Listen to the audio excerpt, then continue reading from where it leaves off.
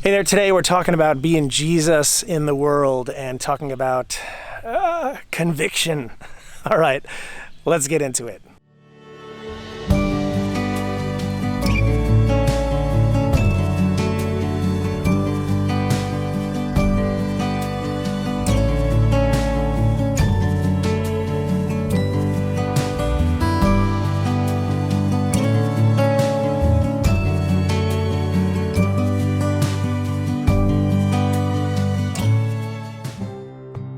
Hey there, I'm at this lake in the Ramapo Mountains today. This is Camp Glen Gray, I believe. And I just needed a minute today to just get away from all of the craziness of the world, the busyness of the world, and just stop for a minute. And I wrote a devotional last night. We're still walking through 1 John in our Join Days band community, but I wrote this devotional based on 1 John 5:19. It says, "We know that we are children of God and that the world around us is under the control of the evil one." And it kind of took me back for a minute, just thinking about what that means, what that looks like. And we are children of God, right? Like, there's no question of that. And we know that the world around us is under the control of the evil one. This we know, the pain, the hurt, the suffering, the turmoil, the confusion, the strife. These are not things of God. And I was just thinking about that a little bit, and I was like, well, what's my purpose, I guess you could say, my purpose, or what's my role here? Like, what am I supposed to be doing to further the message of Jesus here, right? And I thought about it a little bit, and I was just, I just want to shine a light on the darkness of those darknesses that I just kind of listed out, right? The pain, the suffering, the strife, the lack of hope. I want to show people that there's hope from the darkness in this world. As children of God, this is our calling, right? This is what Jesus calls us to do, to be a reflection of Him, to shine a light on the darkness that we encounter pretty much every day. And I dug into the word evil a little bit. It has a bunch of different synonyms, but one of the synonyms that it has is darkness. And our charge as Christians, as followers of Jesus, is to shine a light into that darkness. Care for the widow, the orphan, the addict, the people that are just in pain, people that are hurting, people that are suffering, people that are starving, people that can't find clean water. Like, that's our charge as Christians, is to help them somehow, right? So our calling is to literally be Jesus in the world.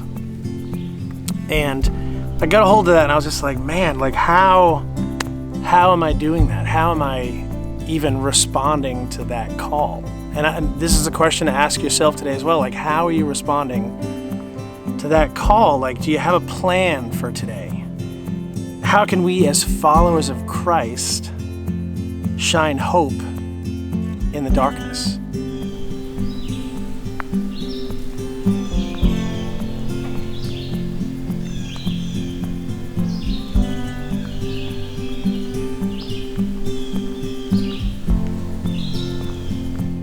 There's a bunch we could do, right? We could share positivity.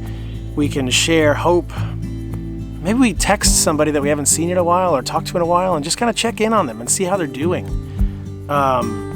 Give until it hurts. Like, give until you're like, wow, I really gave today.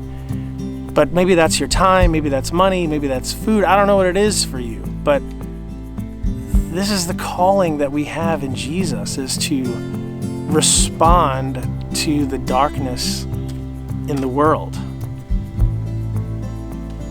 So that's the question. Do you have a plan today? How can we, as followers of Christ, shine hope in the darkness? Right? Maybe it's digging more into the Bible. Maybe it's taking a step back and digging into some devotions, digging into some quiet time with Jesus and just saying, God, like what is my response? What is my answer to that question? Like, what am I supposed to be doing? And it's a powerful prayer, isn't it? Like, God, what am I supposed to be doing here?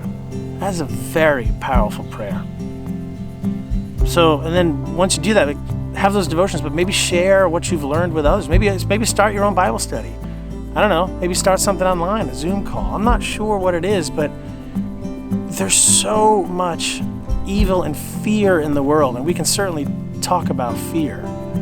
But there's so much of that going on, especially now in the midst of this pandemic. Like, how do we respond to that? And some of us have certainly gotten just so apathetic, and we're just like, church on Sunday again, online. Like, I'm not going to do that. Like, but we need to keep digging into Jesus. Maybe it's a spiritual reboot for you. I don't know. Like, I just kind of felt like with a lot of the emails that I'm getting and a lot of the conversations that I've been having with folks from our live streams, I just feel like people are kind of stuck in this rut. And I get it. It's totally like understandable to be stuck in that rut. But how do we take the steps to get out of that rut? How do we be Jesus in the world? And this world is dark. There's darkness here.